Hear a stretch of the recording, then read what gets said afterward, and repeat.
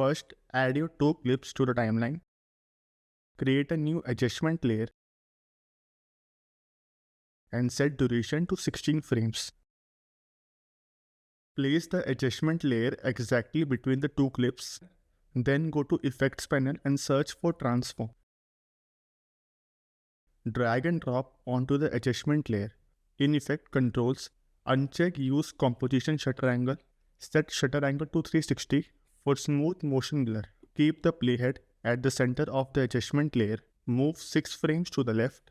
Add a scale keyframe at value 100. Move 6 frames to the right. The playhead will be at center.